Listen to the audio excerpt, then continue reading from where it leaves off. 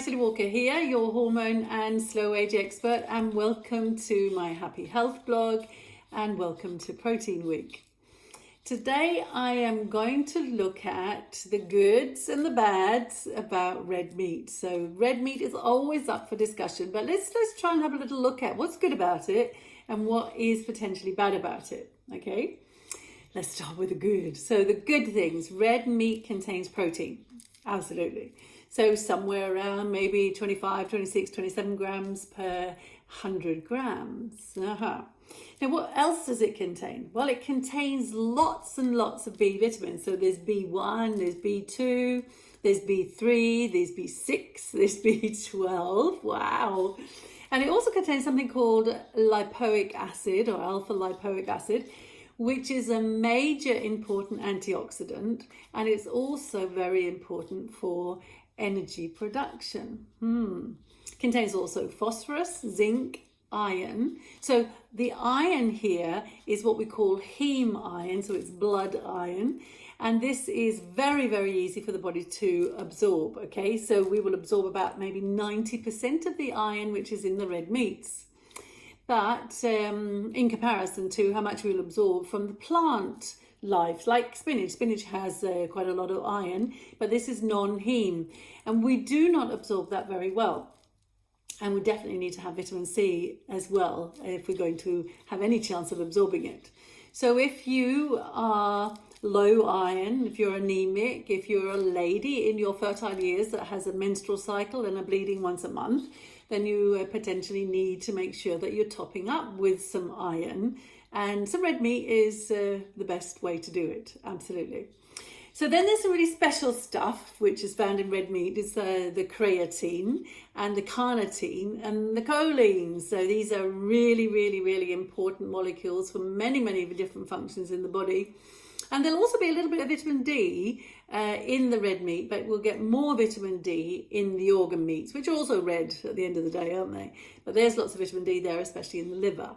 You see, if you remember from last week with the sunshine, and we were talking about the sunshine vitamin, which was vitamin D, the liver stores vitamin D in humans, but it also does that in animals. So when we eat the liver from animals, from the cow, the calf, the pig, the chicken, whatever, they will all contain lots of vitamin D. So that's a really, really good source of vitamin D. So red meat contains wonderful nutrients, essential nutrients for many processes in the body. So what's bad about it? Why does it keep getting told off, this poor little red meat? What's bad about it? Okay, so let's have a little look at that. So high consumption. So what is high consumption? We'll look at that in a minute. But high consumption of red meat increases the production of a molecule called TMAO, trimethylamine N oxide is what it's called, which may be linked to heart disease, but it's still up for discussion. Yet we only get told that it does. But when you look at the studies, it's a may do. Okay, but then again, it's high consumption. So what is high consumption? So science seems to agree a little bit around, if it's more than 3 times a week. So if you're having red meat more than 3 times a week, you may possibly be into this category called high consumption, and you may be producing more of this molecule called TMAO. So TMAO is produced by gut bacteria. So at the end of the day, it's all down to gut bacteria. And then in the gut, we have lots and lots of different types of bacteria, but many of them are in families. And we've got a couple of families, and one of them is called Firmicutes, and the other one is called Bacteroides. Now, the gut bacteria in the Firmicutes family, they're the ones that make the TMAO, where the Bacteroides, they seem to do the opposite. So perhaps we want to look at, can we increase more of the Bacteroides? So how can we do that?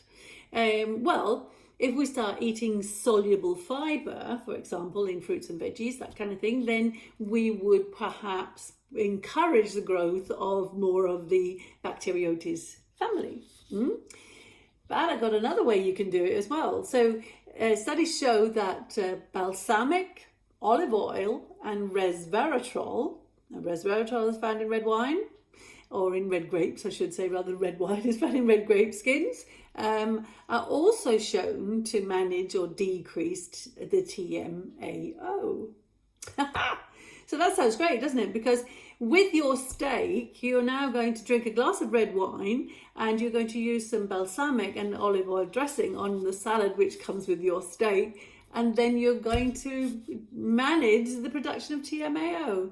Doesn't sound wonderful? Absolutely wonderful. Yeah, I really do support that. Okay.